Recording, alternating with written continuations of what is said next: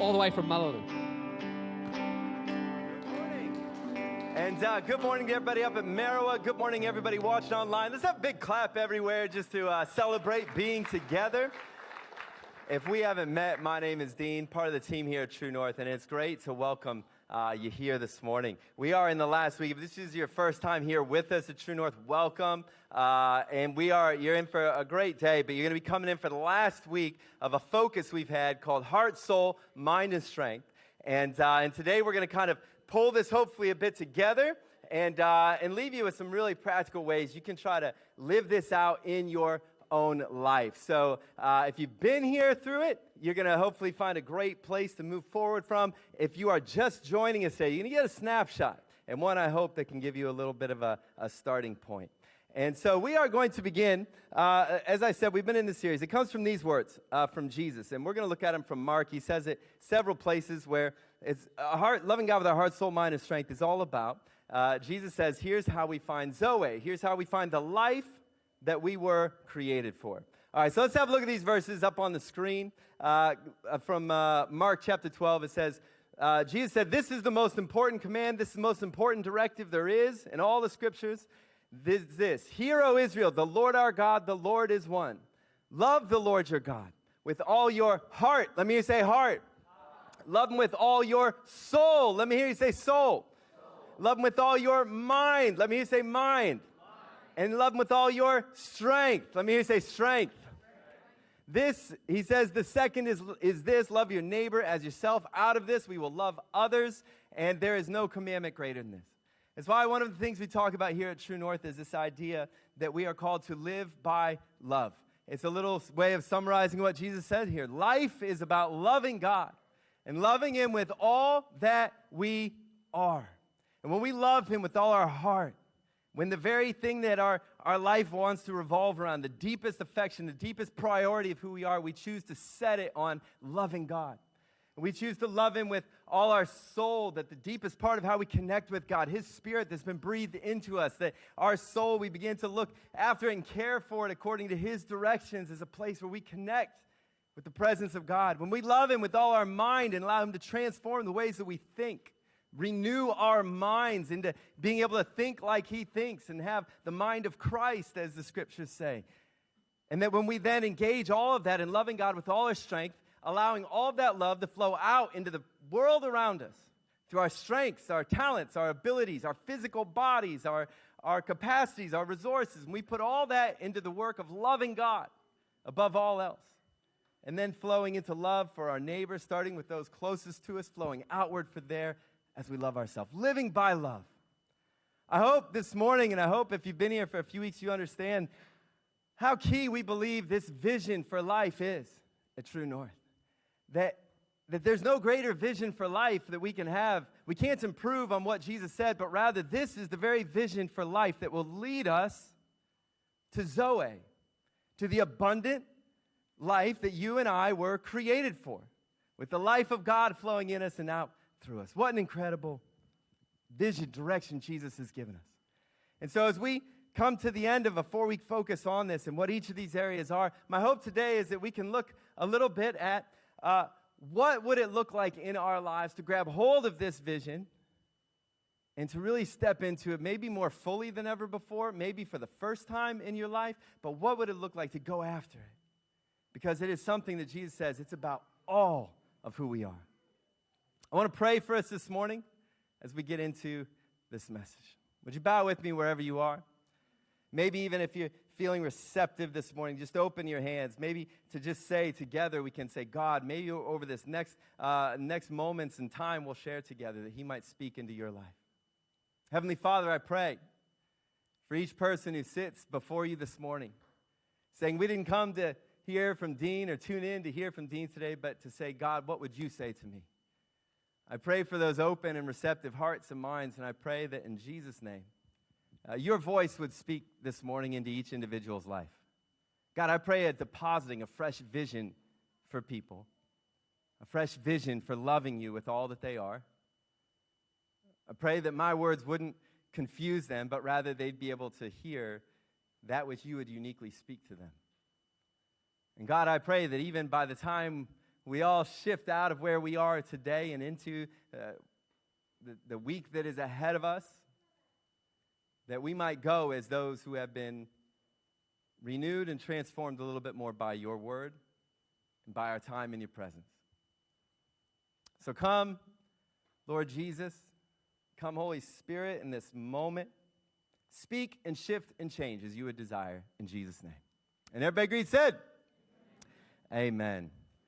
A few years back, was on a flight to, we were on our way to Greece, but we were going through Doha. So we were flying on Qatar Airways. Has anybody ever flown on Qatar? It is an unbelievable airlines, unbelievable airport in Doha. And I remember, though, that one of the things that stuck out to me was I got on the flight, and there was a sign. It was a do not sign. How many people know do not signs are kind of fun to read places, right? Whenever you read a sign that's been publicly posted, do not do this, you know people do this a lot. And so you see those, and I always like reading them and seeing, but I saw this one was so different than any other do not sign I'd ever seen. I sit down on the flight, and I notice a sign posted, and it says, please do not get out of your seat to pray. Please do not get out of your seat to pray. Now, for an instant, I thought, how does this sign know I'm a praying person? Like, I just felt like, is that, just tailor-made for me? And so I read it. I'm like, please, I've never gotten on it. I tell you what, you will not see this posted on Qantas flight. You won't see it posted on American Airlines. I've flown a lot of airlines. I've never seen this sign. And I thought, how does it know I'm a praying person? And of course, and then I thought, why does it think I'll get out of my seat? How desperate a prayer does it think I'm going to have to be on this flight? Like, is it like, look, no matter what happens, and you're praying, just stay seated, it'll be okay, So these are the quick, your mind has these quick thoughts. And then, of course, a moment later, my mind remembered, oh, that's right. This is, we're flying to a Muslim country. And of course, it would predominantly have Muslims on board. And Muslims pray, and they don't just pray, they pray 5 times a day at specific times. And when they pray, what do? They kneel. They kneel.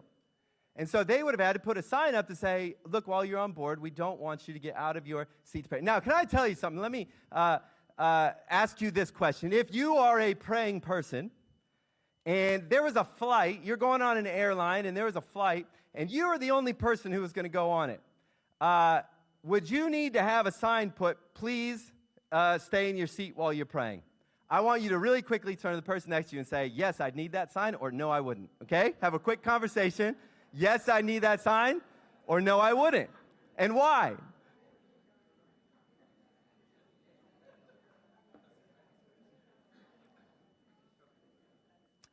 Now, here's the interesting thing.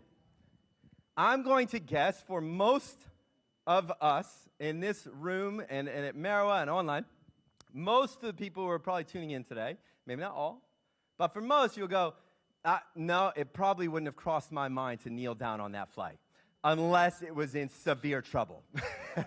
At which point, I would absolutely be, for most of us. And why is that? Here's why I want you to just grab this for a moment. It's not like this is right or this is wrong or this is who does it well and this is who does it. This isn't that conversation. Please hear me. But one of the reasons for many of us we wouldn't have to is because here's what we often do as followers of Jesus in our context and in the Western world, is we think there's something different between what we do with our bodies and what we do with our soul.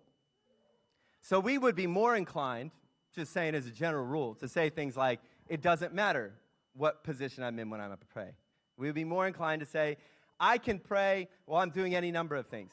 Or we'd be more inclined to say, it doesn't, I wouldn't need to kneel. I can kneel in my heart. Would anybody maybe say that? I could kneel in my heart. Now, all this isn't to say that that's bad. Or this is what's right, this was wrong. But I want to just very quickly draw attention to this. We often miss Jesus' vision for an entire life lived for him because we separate what we think we do with our heart and soul from what we actually do with our bodies. And I want that just to set in for a second. How easy it is for us as followers of Jesus in a Western context in the year 2020, it's very easy for us to separate what we do with our heart and soul from what we actually do with our bodies. So we would never think, I need to, if I'm going to kneel before God, well, I'll kneel in my heart. I'll honor in my heart. Now listen, I pray kneeling. I pray sometimes laying flat in bed because Psalm says the Lord gives rest to those he loves. And I quote it at him all the time. It says, in vain you rise up early, in vain you stay up late, toiling for food that will not satisfy. You know, the Lord gives rest to those he loves. And say, Lord, thank you. I'm going to lay here and bask in your love and rest for me, you know? So please don't hear me that I'm trying, but what I want us to grab, hey, some of us who are going, I want that Zoe that Jesus is talking about. Jesus said the way to Zoe, the way to the fullness of life that you were created for, it is found in this. This one simple but extraordinarily, it's like this narrow beginning that opens up into wide life. It is found when you love God, not with your heart and soul, but when you love him with your heart, your soul, your mind, and your strength. It is a vision for life that encapsulates and calls upon the fullness of who we are, getting like kind of lined up on this one thing of true north is God, it is all, I'm going to love you with all that I am. And I just want to this morning say, you know, if we are trying to grab hold, if you're somebody who's like, no, I hear Jesus' word, I believe that Zoe is found in loving God with all that I am. One of the starting points on this journey is to say, all right, God, you got all of me. And it can't just be my heart. It can't just be my soul. It's everything. It's all of it, devoted in love to you. Sometimes we would say, if you've been a follower of Jesus for a longer time, or maybe if you're above a certain age, certainly my age, you know, if you're 25 or older like myself, then, you know, you've probably been around faith long enough to know, okay, I might have said that wrong, but we won't worry about it. If you've been around faith a little while, you'll be familiar with phrases like this, you know? It's about saving souls. It's about saving souls. Now, there is truth there, absolutely, and we've talked a lot about what the soul is and why we want to save or rescue or redeem a soul, but Jesus doesn't say the way to Zoe is to love God with all your soul. It's with all you are. We can save someone's soul, but if the mind is never transformed, if the body still holds on to all its old patterns, if the heart still is drawn towards other things, maybe the soul is saved, but the person will miss Zoe. They'll never experience it because it comes from engaging all of who we are. All of who we are. You know, so here's what we're going to kind of pull this together around is what would it look like for you to love God with all of who you are? All, every last bit. Unified as one person. You know what I love is some people look at, you know, you might be new to faith. And this is the Bible. We believe if you're a follower of Jesus, this is God's word inspired by his Holy Spirit through people who wrote it down so that God could speak through his word into our lives and lead us towards Zoe. And this thing can look, and this is a fairly thin copy. You can get copies that are bigger and fatter. I don't know if anybody has a big fat one, if you could hold it up so people could see how big and fat it could be. But it can be quite big and quite fat. And all of it can seem maybe a bit intimidating at times until you realize Jesus said, listen, you can just kind of bring it all together and say, here's the sharp, pointy end of this sword. Is this just, it's all about loving God with all you are. And everything in here, he says elsewhere, it hangs on that. It will unfold. It will give direction and wisdom, insight, discernment, how you do that. But that's the pointy end of this thing. This is how we experience the life we're always meant for. And so if we want to go on that path towards Zoe, I want to just, I guess, say to you this, that what will matter now, especially if you're someone who's been here the last 4 weeks and you got inspired by what it might look like to love him with all your heart, if you got inspired by what it might look like to love him with all your soul, or what it might look like to love him with all your mind, or what it might look like to love him with all your strength, then what will matter most next is what you do with those words. You see, Jesus gives us this last picture, and I think it's one that pulls together so well what it is to pull our entire life as one unified whole in following him. And we're going to read, and this is his final words to one of his most famous messages, the Sermon on the Mount, given in Matthew 5, 6, and 7. The Sermon on the Mount, if you don't know, this is Jesus layering all these beautiful, extraordinary teachings on what it really looks like to love God and to love others. And it's all this teaching around it. It's the most famous sermon and talk that has ever been given. So much of anything you'll read anywhere is really just commentary on these words that have not and will not ever even be improved on his whole message given in the Sermon on the Mount. And at the very end of it, he gives these words. And he says, this is like the exclamation points on it. This is the, okay, here you heard something great.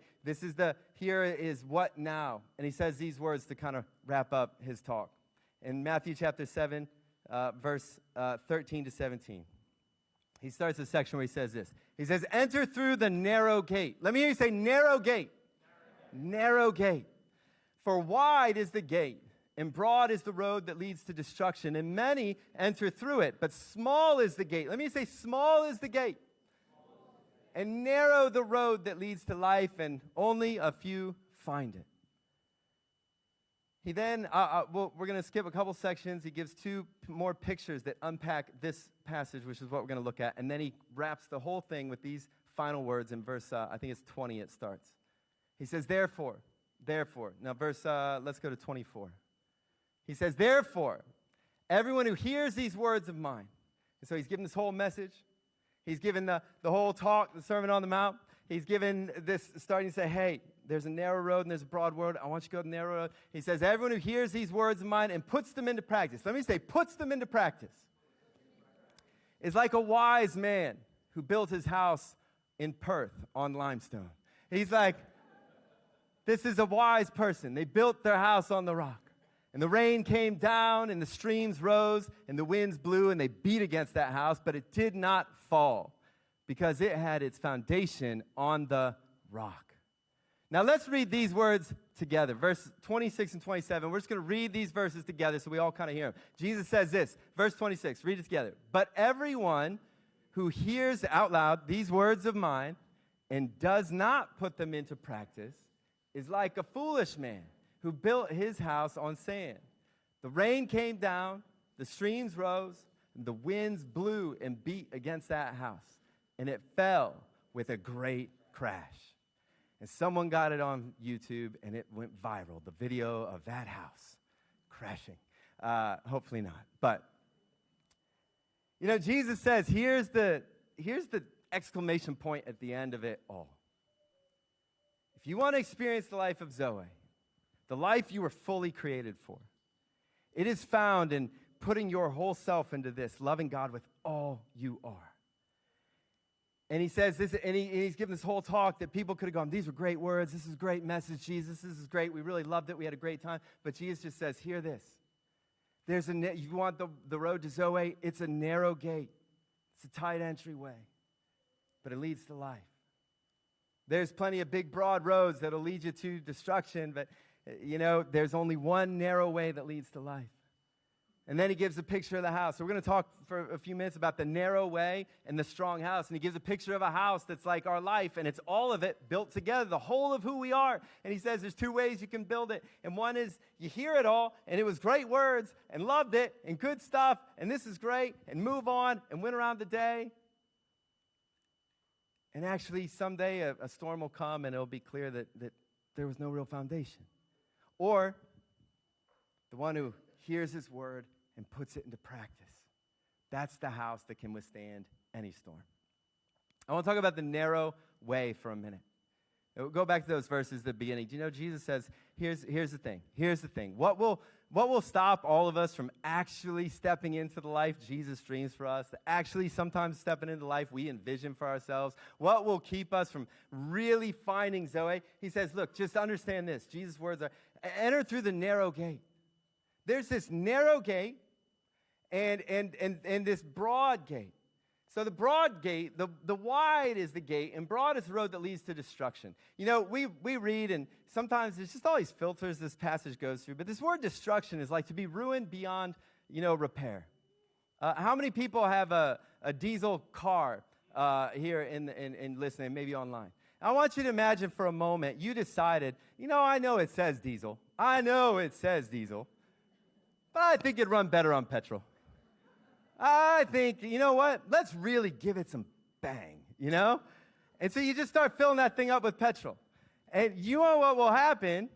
Your car will explode, virtually. If you try and run a diesel car on petrol, it will not go well. What will happen? It will be destroyed. It will be ruined beyond repair. The great purposes and dreams you had for you and your diesel car will never be fulfilled. Why? Because it wasn't meant to run on that. So when you think of destruction, we can have all these layers and filters. I just want you to imagine this. Jesus is going, hey, he's giving this whole talk. It's like, listen, and he knows there's this whole crowd of people, and he knows that even in this giant crowd of people, that there's going to be a whole bunch of them who, no matter what, they hear it and they walk away and they go, nah, it's a great idea, but I think there's some other things I could run my life on. And he says that's just going to lead to destruction. Okay, so hear that. Jesus wants for each one of us that we don't miss the whole point, purpose, and potential possibility of what we were actually created for. Because he says there's two ways. And he says, but that road is wide, but there's this small gate that's narrow, and it leads to life. It leads to Zoe. And it's a narrow gate. You know why it's narrow? Because the way Jesus in John 10, chapter 10 says, I am the gate. He says, I'm the gate. You see, the narrow gate is this gate that is narrow because the only way to find Zoe is by loving God with all you are, heart, soul, mind, and strength. It's very narrow in a sense. It's not like, well, I think this could work. I think diesel could work. I think petrol could work. I think I'd like to put water in my car and make it, run on hydrogen. Like, you could try anything you want, but a lot of those things will not lead you to life. There's one narrow way. Engage the whole of who you are in loving God with all your heart, soul, mind, and strength. So why is the road that leads to destruction so big and so broad? Why does it seem that so few find it? And this isn't about, oh, well, there's only a few. We could all look around the room and say, you know what? There's probably only a few people who really get it here, and let's point at them. No, just kidding. That's not true. Some people, unfortunately, they use this passage that way. I've had many people tell me about weird things they believe in theologies and say, well, the only reason you don't get it, Dean, is because it's narrow and only a few people find it. That's not what Jesus is saying here. What he's saying is, do you know this, that any road will get you to destruction? There's all kinds of things you could run your life on. You could try to run it on achievement. You could try to run it on financial success. You could try to run it on having just a great family. There's nothing more important than that. You could try to run it on, there's nothing more important than what I do for my kids and making sure that they go well, and I put everything into that. Guess what? That will not be good for your kids or you. There's all things that are good things in life, but you try to make those what you love most, you'll miss Zoe. There's only one narrow way. Love God with all you are. And as you do that, you'll be full of life and free to love others. I remember 10 years ago, I was with a little bit more than that, actually. It's been a little while, but I was at a concert, one of my favorite concert moments ever. And was with a few friends, and we went to the U2 360 tour. Anybody at the U2 360 tour? Third highest grossing concert still in history, highest at the time. Something like 70 million people across the world went to it. And we got tickets. One of my friends was the ticket guy. Everybody needs a ticket guy in their life, right? Like, because I don't pay enough attention. He's like, hey, do you know they're coming? I'll get a ticket. Great, awesome. You need a ticket guy. Got these tickets, and they were what we were hoping for, which was could we get onto the field. They were at Subi Oval. This is about 2010, I think it was, actually. And so we got tickets to get on the grass, thinking, can it get any better than this? Like, we're going to be on the grass for U2, this tour. It was unbelievable. So we're down there on the grass, and I got a picture of this isn't Subi Oval, but this is what the stage looked like. They had this famous thing. It was called the Claw. And you can see where the Claw was. We were just a little ways back from that, thinking, could it get any better than this? Like, this is just unbelievable. We're already closer. But you can also see there's see that circle? That's a little bridge. There was a 360 tour, and the band would get down. They'd walk around that. And so we were like, but you could see inside it, there's very few who actually got in there. We got to the concert, and we were there early, so we were pretty excited just to be a little back from one of the claws. But I was looking up, and the funny thing was it was filling everywhere, but inside that little circle was hardly anybody. And I remember saying to the guys I was with, and one of them, he was with me on it, but I was like, we don't want to give up where we are, because where we are is pretty good. And I was like, but guys, what if we could get in there? And the ticket guy, of course, he was like, I'm telling you, these tickets were not that much. We don't belong in that circle. And so he's just like, I'm like, no, we got to try. I can't live wondering if this wristband could have got us in that circle. And he's like, don't do it. He's like, if we leave and people are flooding the other way, nobody's going there. He's like, this is clearly like a VIP section. I'm like, you guys stay here. I'll fight the crowd, make a way, and head there and see. And get all the way up, trying to figure out how do you even get in this. And guess what? There's this little small gate. I mean, it is just like one person wide, two people wide. And there's one dude there with a counter. And he's just like looking, and he's all, clearly on minimum wage, like disinterested as possible. And I'm like, hey, this wristband, can I go in here? And he's like, next. I'm like, what? And so I go in, and I'm like walking around. I'm the only one, this thing's filling. And I'm like, come on. And so everybody then comes, and they fight, and they make their way. And eventually the thing fills up. But what was crazy is everybody was walking right past this little narrow gate. And we ended up about 5 people deep. And not only that, you can see a little bridge. We were right by the bridge, so at various points, they were just standing like on top of us. At one point, Bono called me up and had me sing. And I sang with him. And I think it was on, Streets, and I really let it rip. It was amazing. It was one of the best concert memories of my life. And we almost missed it. Because all the flow of everything else made it feel like, I don't know, how would you even get in there? And can I tell you this? When Jesus says, whenever I think of the narrow gate, I think of that little gate. And it was like, this is what life is like. For many people, as you're listening today, you go, hey, life's pretty good. Actually pretty happy where I am. It was not bad. And you don't realize that there's this little narrow gate. And everybody kind of walks past it. And maybe doesn't even realize, because it seems like, or it just feels like it's too hard to go against the crowd, or it's too hard to fight the way over there. But to enter in through this little narrow gate of, God, I'm going to love you with all that I am, on the inside, it's a narrow gate. Jesus says there's this broad way. Any way will get you there if you want to, get to destruction. If you want to have a house that someday the storms come and it just falls over. If you want to have any of these things, there's so many roads that will get you there. But there's this one narrow gate that leads to Zoe, to the fullest expression of life. But it's narrow because you have to, he's not speaking so much about who's in and who's out, and primarily what he's actually dealing with here is he's saying, enter through the narrow gate. Go against the flow of the crowd and the world around you. Do you want to know why the narrow gate is so challenging? If the narrow gate represents the way to the house that's built, that's strong, it's because to get through this narrow gate, you have to, first of all, set your mind, I'm going to love God above everything else. And then, as Jesus says later, and you're going to be a wise person who also puts it into practice and keeps walking and persevering on that narrow way on the other side of that gate. It means actually saying, are the practices of my life aligning? And that's hard to do. Do you know, whenever we set out to follow Jesus, the Bible talks about 3 distinct forces that come against us.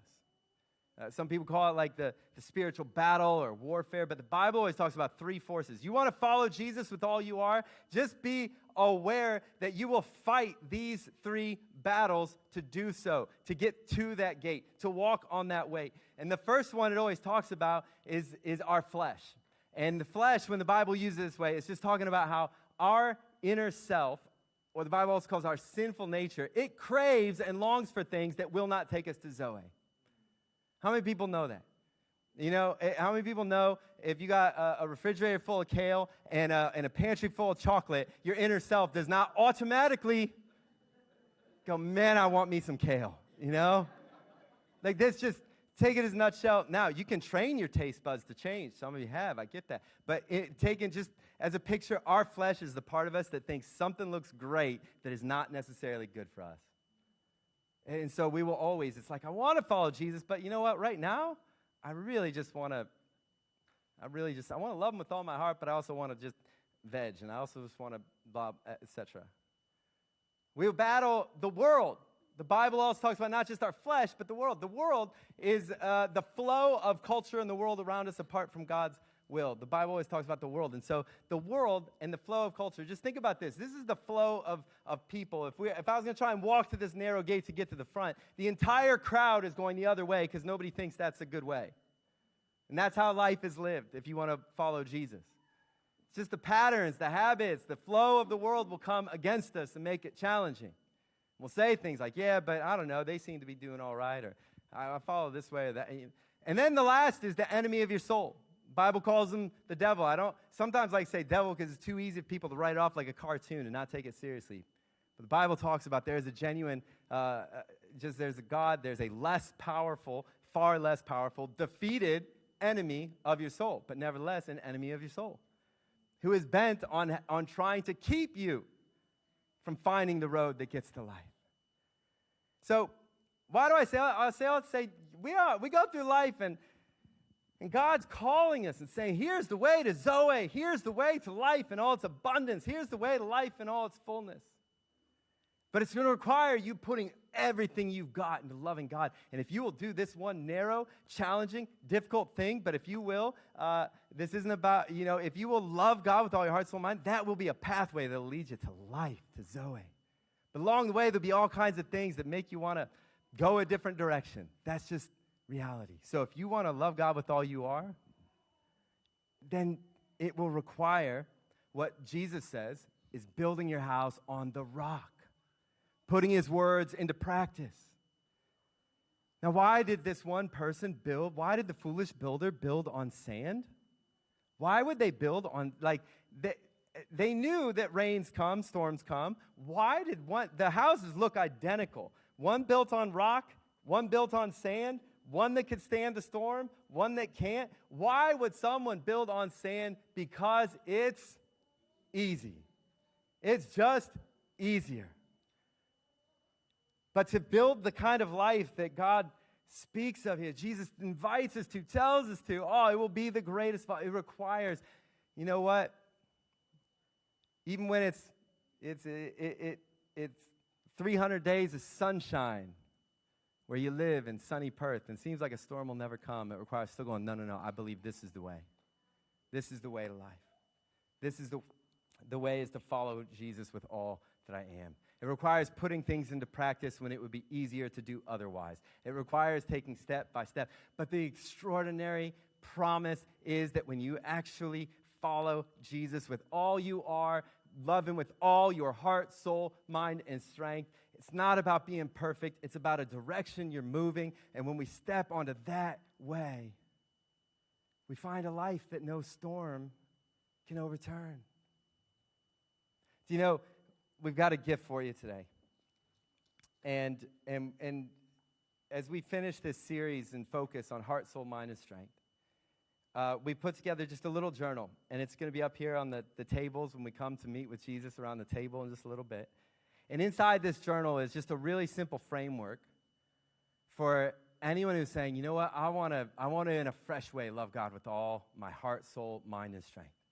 I really want to step into that Zoe life. This isn't about, I want to make sure I go to heaven. What I sometimes think people can confuse. What we're talking about is step into the life Jesus created you for, right here, right now. To love God with all your heart, soul, mind, and strength. Out of that, to love others as yourself. And if you want, and so what's in here is a simple framework for helping you do that. And we always talk about this framework here at True North. It's been said 1,000 ways, 1,000 places, but we just find this kind of helpful. It'll help you walk through a few steps that we call moving from a vision for your life to walking in a certain flow in your life. And so some of it, it starts with vision. And so there's space in here to help you sit and go, it's a narrow gate to love God with all your heart, soul, mind, and strength. It'll be common for every person who wants to find Zoe. It's very narrow. But it is endlessly creative in what it looks like. It's amazing because it's like this prism that then the light shines through it in all these different ways. How it looks for you to love God with all your heart, soul, mind, and strength will be different than me. It's endlessly unique, just as you and I are, and every human being is one of a kind. But there's space in here to just say, what would it look like if you envisioned your life? Because one of the reasons some of us end up on the broad road is we never sat down to envision, what do I hope my life will look like? And so we just get carried along with the flow of the current around us. And so there's space to help you think through. What would that vision for your life? What are the outcomes? What are the feelings? What would it be like? Dream it prayerfully with God and with some others, I encourage you. But vision without habits is just wishful thinking. Most of our lives are lived by habit. Most of our lives we don't live, I can have a great vision for tomorrow, and that's important and critical. That's why we always start with vision. But if my habits today do not take me that direction, my actions, the things I tend to do over and over, if they are not aligned with that vision, well, that vision will never become reality. Because we don't live in the future, we live now. We live today. And tomorrow is just a day away, I think the song says. I know tomorrow's only a day away, but it's a day that never comes. It's always today. It's always today, right? We live our lives a day at a time. And then rhythm is just about having some space in here that we've got for you to think about the rhythm of your life. Do you know life, sometimes, I don't know if you're like me, sometimes I set out and I'm like, I got this great vision. And then I've even here's some habits I'm putting into place in my life.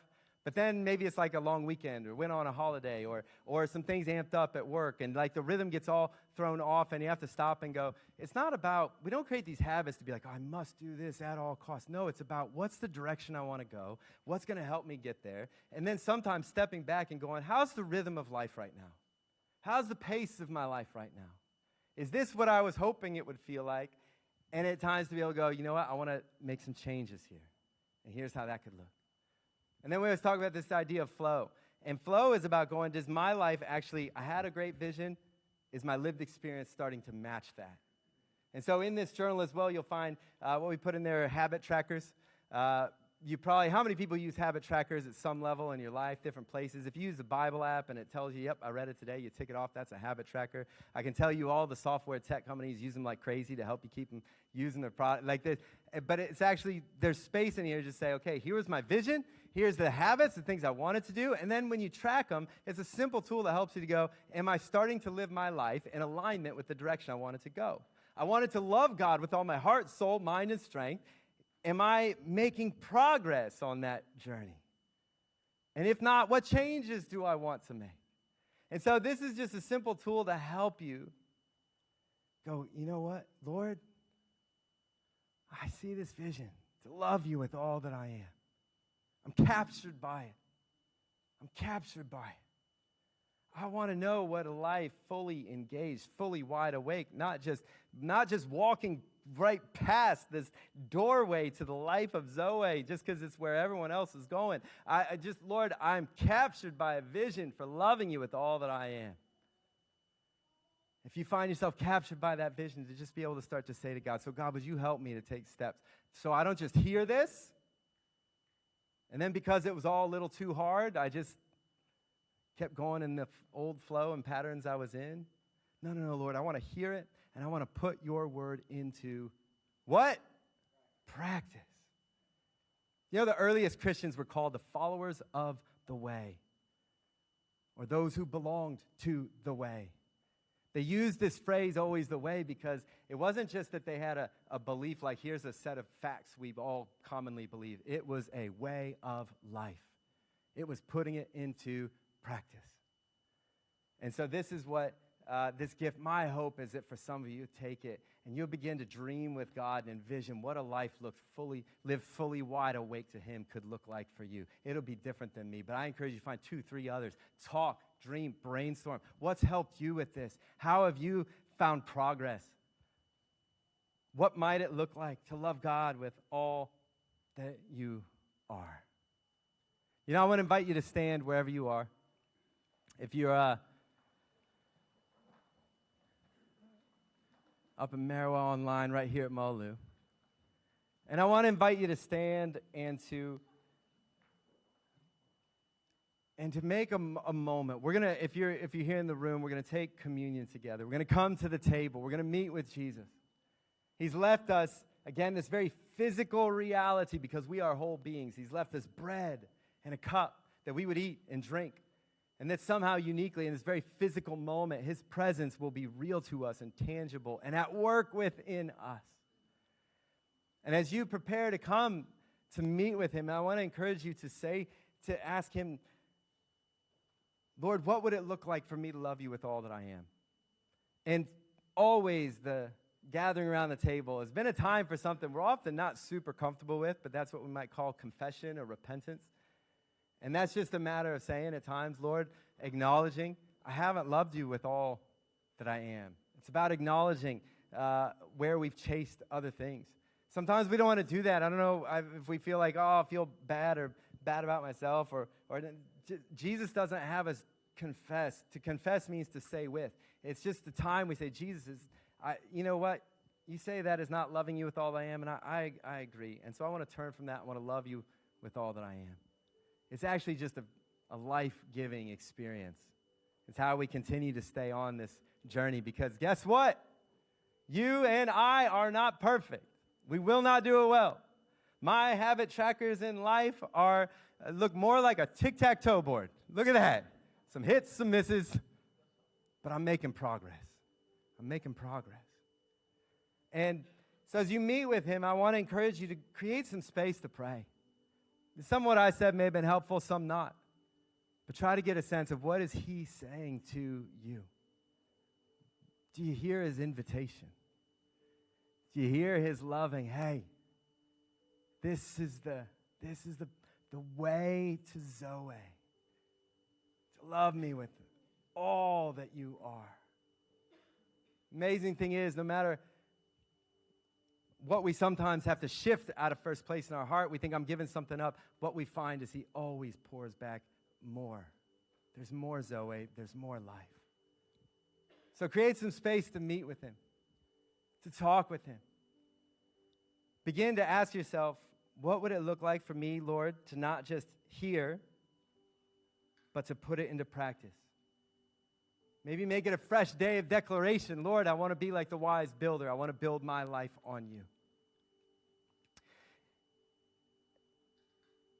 And I want to just give you this final, we're going to sing a song together in just a moment as we meet with Jesus. This is a song, Firm Foundation. It's based on these verses. And there's a line in it where it says, when everything around me is shaken, I've never been more glad. And I remember about December we were singing it, and that line kind of hit me, because the song kind of pauses there. And we were singing that song, and we were going through a particularly challenging time in our family's life, and everything being shaken, still being shaken in lots of ways. But I remember singing it, and I remember thinking, when everything around me is shaken, I've never been more glad. And I remember thinking, no, I can't sing that line. I'm not glad it's shaking. I'm not glad at all at the shaking that is taking place. In fact, I'm the opposite of glad. I fit all that into half a second in a beat of a song. But then I've realized in a fresh way why that is, of course, it's connected. That's not where the song ends. It doesn't say that. It says, when everything around me is shaken, I've never been more glad that I put my faith in Jesus. That's when we're glad. Because storms come. There may be 300 days of sunshine, but storms still come. And it's in those moments that we are never more glad that we put our faith in Jesus. And so if you're in sunny times and a party, it feels like, you know what, it's pretty good. I encourage you, and not from a harsh place, but from I think what Jesus, the wisdom in his words is to understand this. The wise builder builds when it's hard and when it's sunny, and then when the storms come, they've never been more glad they did it. Never been more glad. Because then you realize that even when everything around me is shaking, you can say, but I've never been more glad that I put my faith in Jesus. I built my life on the rock. So hear that invitation from him today, I hope. Not from me, but he's saying to you and to me, there is a life in all its fullness. It's found in loving him with all we are. And we step into it when we begin to put his word into practice in our lives. Meet with him around the table. If you want to take one of those journals, it's a gift to you. May it bless you on your journey. I'd love to pray for you right now. Would you bow with me? And because we are whole beings, would you begin to lift your hands or open your hands? It's as we open our bodies in a posture saying, God, we want to meet with you here. Lord, you are the one who has created us, designed us, purposed us, who knows exactly what we need to run on. You are the one who came for one that we might have life, that we might have Zoe, that our lives might be so full of you that no matter what would ever happen in our lives will withstand any storm or any shaking. You are the one who went to the cross on our behalf, who rose again that we might know your life at work within us. And I just want to pray, each person, may they meet with you today. Lord, as they take the bread and the cup, may something of your Zoe life flow into them. May your Holy Spirit so fill them that they will be led by you, empowered by you, directed by you to walk on that narrow way that leads to Zoe. It's all about you, Jesus. We praise you.